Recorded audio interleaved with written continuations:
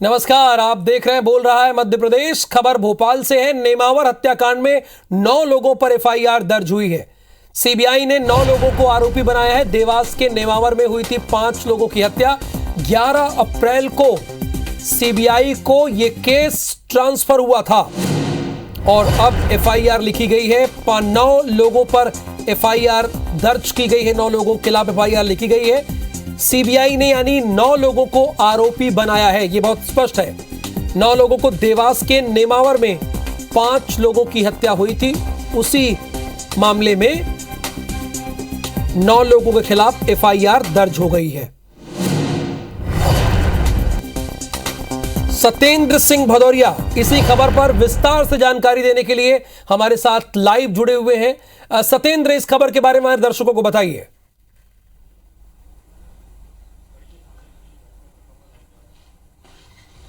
देखिए राहुल, ये मध्य प्रदेश की अभी तक की सबसे बड़ी ब्रेकिंग बताई जा रही है कि मध्य प्रदेश में जो नेमावर, देवास जिले के नेमावर में जो हत्याकांड नरसंहार 5 लोगों का जो हत्या हुई थी, उस मामले में सीबीआई ने अब एफआईआर दर्ज कर ली है। सीबीआई ने इस मामले में 9 लोगों को आरोपी बनाया है। इन 9 लोगों के खिलाफ सीबीआई ने नए सिरे से एफआईआर दर्ज करके इस मामले की तहकीकात शुरू कर दी है। अब ये देखना होगा कि सीबीआई इस मामले का क्या रहस्य किस तरह से पर्दा उठाती है। बता दें कि ये मामला जो है देवास जिले के नेमावर का है, जहां पर गड्ढों ने एक के बाद एक 5 नरकंकाल जो है उगले थे।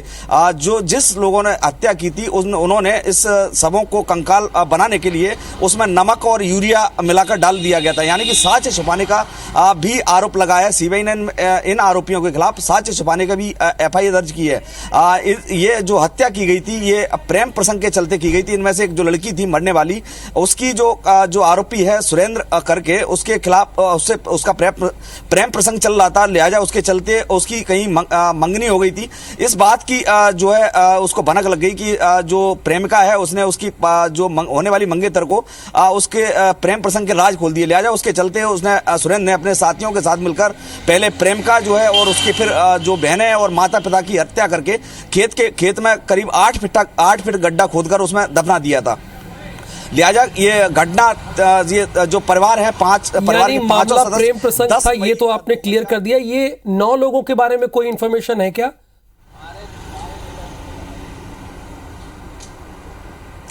इन 9 लोगों में से जो सुरेंद्र करके बताया जा रहा है, ये गांव का दबंग है और ये अच्छे परिवार से आता है।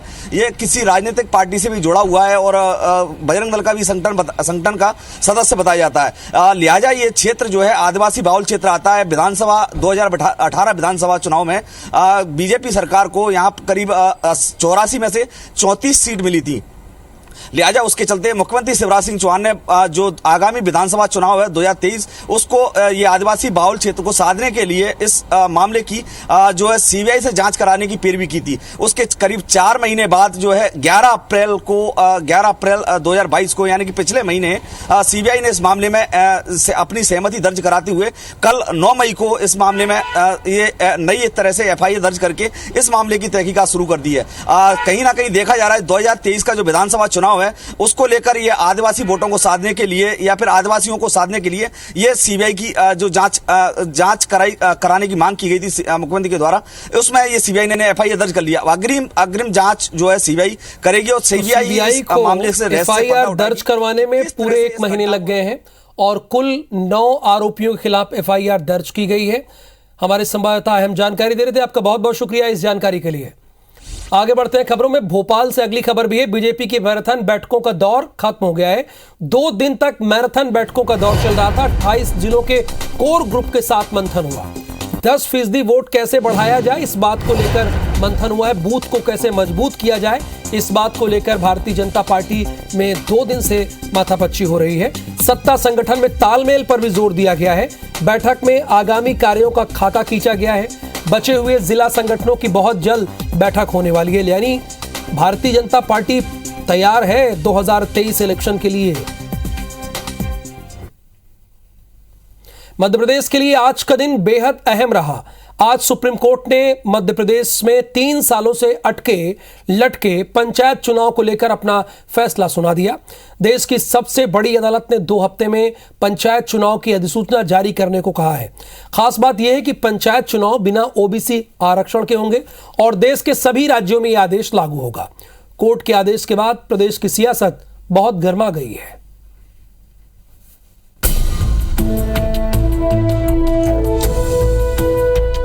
मध्य प्रदेश में 3 साल से लटके पंचायत चुनावों का रास्ता सुप्रीम कोर्ट के आदेश के बाद भले ही साफ हो गया हो, लेकिन इस रास्ते में सियासी कांटे बिछे हुए हैं। पहले समझते हैं कोर्ट ने क्या आदेश दिया है। अपने 15 पन्नों के आदेश में कोर्ट ने कई अहम निर्देश दिए हैं। कोर्ट ने 34 बिंदुओं में दिए विस्तृत आदेश में साफ कहा है कि आयोग 2 हफ्ते के भीतर चुनाव कार्यक्रम जारी करे। वहीं परिसीमन और आरक्षण को लेकर आदेश देते हुए सर्वोच्च अदालत ने कहा है ये आदेश देश के सभी राज्यों में लागू होगा। 12 जुलाई 2022 को मामले की अगली सुनवाई होगी। ओबीसी आरक्षण को लेकर कोर्ट ने साफ कहा है कि ट्रिपल टेस्ट के बिना ओबीसी आरक्षण नहीं दिया जाएगा। सुप्रीम कोर्ट का यह फैसला मध्य प्रदेश सरकार के लिए एक बड़ा झटका है। इस पर मुख्यमंत्री शिवराज सिंह चौहान ने समीक्षा के बाद रिव्यू पिटीशन दाखिल करने की बात कही है। वहीं प्रदेश के महाधिवक्ता प्रशांत सिंह का कहना है कि सरकार सुप्रीम कोर्ट में मॉडिफिकेशन ऑफ ऑर्डर का आवेदन देगी। सर्वोच्च न्यायालय का फैसला आया है, विस्तृत अध्ययन हमने अभी नहीं किया है, लेकिन ओबीसी आरक्षण के साथ ही पंचायत के चुनाव हो, इसके लिए रिव्यू पिटीशन हम दायर करेंगे और पुनः आग्रह करेंगे कि स्थानीय चुनाव, स्थानीय निकायों के चुनाव ओबीसी के आरक्षण के साथ हो। सुप्रीम कोर्ट ने एक इंटरिम डायरेक्शन पास किया है और उन्होंने कहा कि 2 सप्ताह के अंदर और चुनाव कराए जाएं।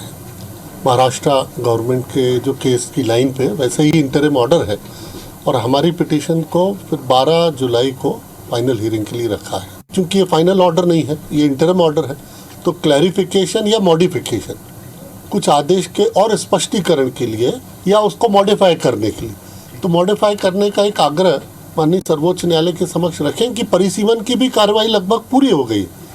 ट्रिपल टी की मर्यादा के अनुरूप कमीशन आगे बढ़ रहा है, तो ऐसे सारे तथ्य पुनः माननीय सर्वोच्च न्यायालय के समक्ष रखने का हम प्रयास करेंगे। मध्य प्रदेश में पिछले पंचायत चुनाव साल 2014 में हुए थे। साल 2014 के बाद पंचायत चुनाव साल 2019 में होने चाहिए थे, लेकिन कोविड की वजह से पंचायत चुनाव को टाला गया। 2019 में होने वाले चुनाव 3 साल से अटके हुए हैं।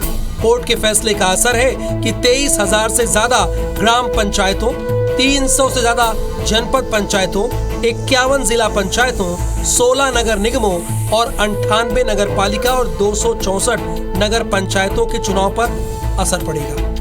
इधर कांग्रेस का कहना है कि सुप्रीम कोर्ट के फैसले के खिलाफ रिव्यू पिटीशन दाखिल करने का कोई औचित्य ही नहीं है। कांग्रेस का आरोप है कि सरकार ने ओबीसी वर्ग के साथ धोखा किया है।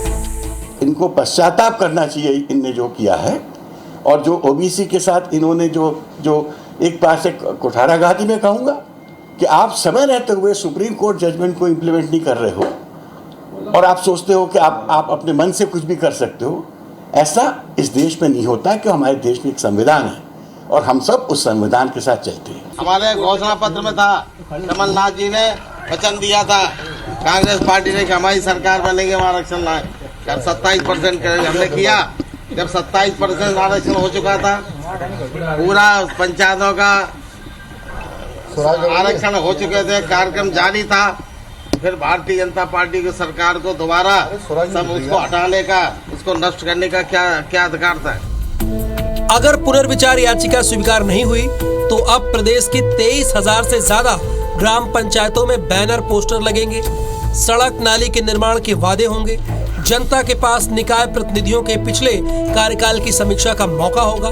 देखना दिलचस्प होगा कि रिजर्वेशन, रोटेशन और परिसीमन के झंझावत से निकलकर पंचायत चुनाव किसे सियासी बढ़त देते हैं और इसका 2023 के चुनाव पर कितना असर होगा, ये देखने वाली बात होगी। Bureau report, IBC 24। चलिए आगे बढ़ते हैं। भारतीय जनता पार्टी के विधायक आकाश विजयवर्गीय ने सार्वजनिक लाउड स्पीकर बजने पर कहा है कि जबरदस्ती में कोई चीज नहीं सुनना चाहता। जो भी अपने धर्म को मानते हैं, हर दिन नमाज पढ़ना चाहते हैं, बंद कमरे में पढ़ें। जो नहीं सुनना चाहते उसे सुनाने की क्या जरूरत है। एक दिन एक ही स्थान पर रोज कोई मंत्र पढ़े तो जीवन में कल्याण हो जाता है। सभी नियम से होने चाहिए। आकाश ने यह कहा कि सार्वजनिक लाउड स्पीकर पर अजान बंद होनी चाहिए। जबरदस्ती उसे सुनाया जाए ये ज़रूरी नहीं है। तो मुझे लगता है कि यदि अगर सारी चीज़ें नियम से होनी चाहिए, जो नियम में है वो होना चाहिए।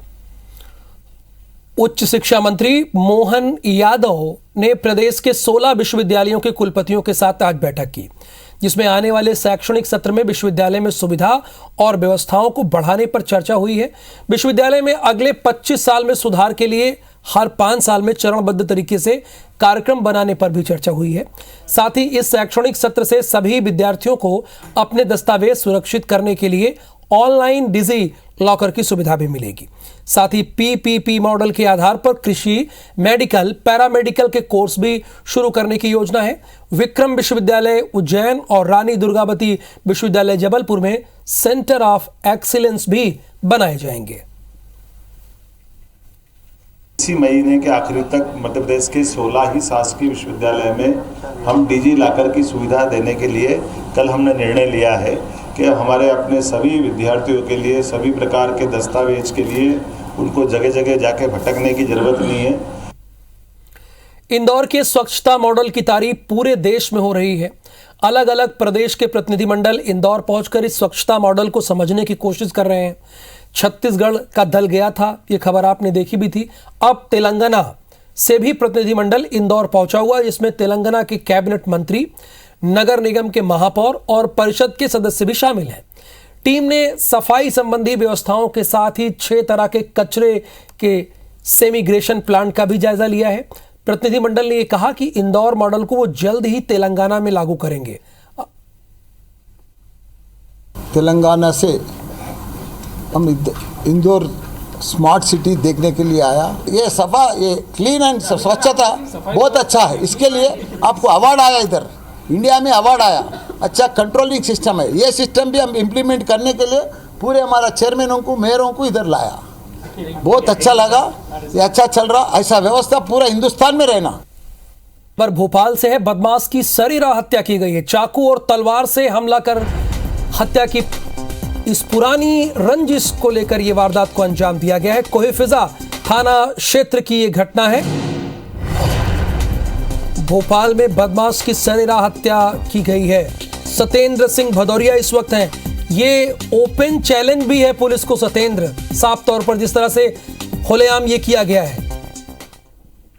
देखिए राहुल, कहने के लिए राजधानी भोपाल में पुलिस कमिश्नरी प्रणाली लागू है। हाँ। लेकिन उस पुलिस कमिश्नर प्रणाली का जो है राजधानी के भोपाल के जो बदमाश हैं उन पर देखने को असर नहीं मिल रहा है।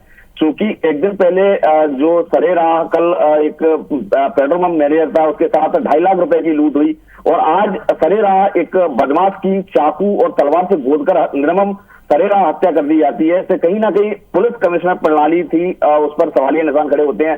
हालांकि जब पुलिस कमिश्नर प्रणाली लागू हुई थी तो पुलिस ने, जो पुलिस के आला अफसर, उन्होंने बड़े ही जोर शोर से दावे किए थे कि बदमाशों में खौफ देखेगा। हालांकि पुलिस ने जो है बाउंड ओवर की कार्रवाई करवाई थी। बाउंड ओवर ऐसे करवाए गए थे, यदि अपराध करते हैं तो उस अपराध के एवज में पुलिस उनको 6 माह के लिए जेल भेजेगी। लेकिन बदमाशों पर उस बाउंड ओवर का भी असर देखने को नहीं मिला। जिस बदमाश ने इस जो मृतक बदमाश है जो इमरान और सत्येंद्र, पुरानी रंजिश की वजह से इस वारदात को अंजाम दिया गया है। बिल्कुल राहुल, मैं वही बात कर रहा हूं कि जो इमरान और अली और सानू आर्यन नाम का जो बदमाश है, उसकी जो जिस बदमाश ने छोटू उर्फ सन्नी नाम के बदमाश ने हत्या की, इन दोनों के बीच में पुराना विवाद था, रंजिश थी। बता दें कि जो मृतक सानू है वो 6 साल पहले अपराध से तौबा कर चुका है। लेकिन इनकी जो रंजिश थी, उस रंजिश के चलते आज इन दोनों का आमना सामना हो गया और विवाद बढ़ा। विवाद के बाद जो आरोपी है छोटू सन्नी, उसने अपने 2 साथियों के साथ मिलकर इसकी निर्मम सरेराह हत्या कर दी। उसके बाद ये तीनों आरोपी फरार हो गए। हालांकि पुलिस ने तीनों को राउंड अप कर लिया है और पुलिस इस मामले की तहकीकात जो कर रही है। लेकिन कहीं ना कहीं ये पुलिस कमिश्नर प्रणाली पर सवालिया निशान खड़े करता है कि इसमें कोई दो राय नहीं कि इनकी प्रणाली पर सवाल खड़े करता है। अगर ऐसे होगा कि कोई भी किसी का कत्ल कर देगा, तलवार और चाकू से उसकी हत्या कर देगा सरेराह, तो स्वाभाविक है पुलिस पर सवाल उठेगा, पुलिस की गश्त टीम पर सवाल उठेगा, बीट कांस्टेबल पर सवाल उठेगा, थाने की पुलिस पर सवाल उठेगा। बहुत शुक्रिया जानकारी के लिए आपका। इंदौर के नेहरू स्टेडियम के पास एक नाबालिग लड़की ने युवक पर चाकू से हमला कर दिया, जिसके बाद घायल युवक को अस्पताल में भर्ती करा दिया गया, जहां युवक का इलाज जारी है। बताया जा रहा है कि युवक और नाबालिग लड़की पहले दोस्त थे, लेकिन युवक के परिजनों का कहना है कि किसी बात को लेकर दोनों के बीच कहासुनी हो गई थी और 4 दिन पहले नाबालिग लड़की युवक के घर मिलने भी गई थी, लेकिन युवक ने उससे मुलाकात नहीं की, जिसके बाद आज सुबह नाबालिग लड़की ने युवक पर चाकू से हमला किया। पुलिस ने मामला दर्ज कर कार्रवाई शुरू कर दी है। मेरे घर पे आई लड़की, सुमित उठा घर में से, तो उसने बोला अंदर आ जाओ, तो वो अंदर नहीं आई, बाहर लेके चली गई। बाद में पता चला कि उसको चाकू लगे। लड़की ने। घटना घटित हुई है जिसमें जो घायल है जिसका नाम सुमित है और लड़की, दोनों दोस्त आपस में दोस्त थे, लड़की उसके साथ मिलने गई थी, उसी दौरान ये घटना घटित हुई है। घटना पर थाना संयुक्तागंज में अपराध पंजीबद्ध किया गया है और कार्रवाई की जा रही है। विदिशा के सिविल थाना इलाके में 2 नकाबपोश लुटेरों ने अनाज व्यापारियों के कर्मचारी की आंखों में मिर्ची फेंककर 14,30,000 रुपए लूट की वारदात को अंजाम दिया और स्कूटी से रुपयों से भरा बैग लेकर वो फरार हो गए। सूचना के बाद पुलिस ने शहर के चारों ओर चौराहों पर नाकेबंदी कर दी।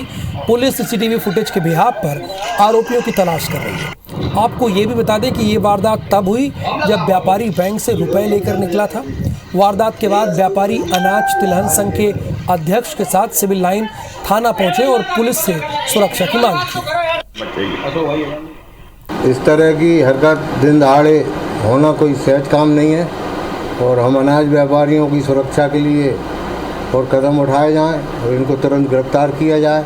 मंडी में अगर कोई घटना होती है किसान के साथ तो कोई सीसीटीवी कैमरा भी वहाँ नहीं है, सुरक्षा बढ़ाई जाए और उनको अपराधियों को तुरंत गिरफ्तार किया जाए। ये विश्वकर्मा इंडस्ट्रीज के पास में इनका कहना है कि थैला छुड़ा के और बाद में मिर्ची पाउडर डाल के और लेके भाग गए।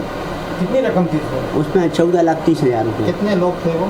2 लोग थे ब्लैक पल्सर पे। हमने अभी चारों तरफ नाकेबंदी कर दी है जैसे ही सूचना प्राप्त हुई थी और फुटेज के आधार पर हम लोग उनकी तलाश पता रसी में लगे हुए हैं और अलग अलग स्थानों पर टीमें रवाना हुई हैं। दतिया के भरसूला गांव में हुई 8 साल की बच्ची की हत्या का पुलिस ने खुलासा किया है। पुलिस के मुताबिक हत्यारा कोई और नहीं बल्कि बच्ची के रिश्ते का मामा ही निकला। आरोपी छत्रपाल रावत ने परिवार में हो रहे शादी समारोह में डीजे के शोर की आड़ में चारपाई पर सो रही 3 बच्चियों पर नीयत खराब कर ली। उसने पहले एक बच्ची को उठाकर कमरे में ले जाने की कोशिश की, लेकिन बच्ची अपनी मां के पास भाग गई। इसके बाद उसने सो रही दूसरी बच्ची को उठाया और मकान के पीछे लेकर पहले उस मासूम को अपनी हवस का शिकार बनाया और बाद में अपना घिनौना पाप छिपाने के मकसद से गला घोंटकर बच्ची को मौत के घाट उतार दिया। इसके बाद शव को झाड़ियों में फेंक दिया। आरोपी ने पहले जिस बच्ची को पकड़ा था उसकी निशानदेही पर पुलिस आरोपी तक पहुंच भी गई। कड़ाई से पूछताछ में उसने अपना सारा जुर्म कबूल भी लिया। जो आरोपी है जिसका नाम छत्रपाल सिंह है, निवासी थाना करेरा शिवपुरी का है, बांसखेड़ा गांव का, ये उस बच्ची को ले गया घर से बाहर 200 मीटर दूर लगभग खेत में इसके साथ बलात्संग किया और बाद में गला घोंटकर उसकी हत्या कर दी। और साइंटिफिक फॉरेंसिक एग्जामिनेशन किया गया तो उसमें सारे के सारे एविडेंस ये पाए गए कि ये व्यक्ति ने ही इस घटना को अंजाम दिया है और एविडेंस ले लिए गए। उसके बाद में उसको हिरासत में ले लिया गया है, अभी वो गिरफ्तार हो गया है। मंदसौर के सीतामऊ थाना क्षेत्र के दलावदा गांव में नहाने गई 3 बच्चियों की तालाब में डूबने से डेथ हो गई। 3 बच्चियां एक ही परिवार की थीं, जिनमें से 2 सगी और 1 चचेरी बहन थी। तीनों हर रोज की तरह माता मंदिर के पास बने तालाब में नहाने गई थी। परिजन का कहना है कि इनमें एक बच्ची मानसिक रूप से कमजोर भी थी, वो तालाब में डूबने लगी, जिसे बचाने की कोशिश में दोनों बहनें भी गहरे पानी में चली गई। तीनों बहनों के तालाब में डूबने की सूचना मिलने के बाद पूरे गाँव में लोग जमा हो गए, तलाशी अभियान शुरू किया।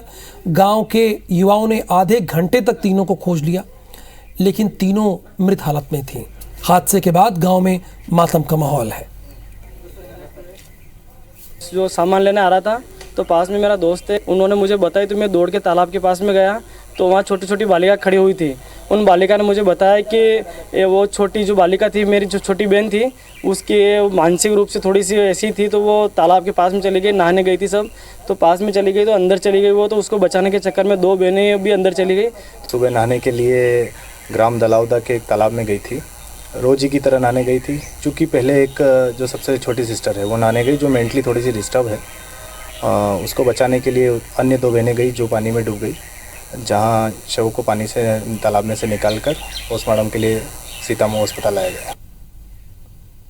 और इस खबर के साथ ही इस बुलेटिन में फिलहाल के लिए इतना ही। नमस्कार।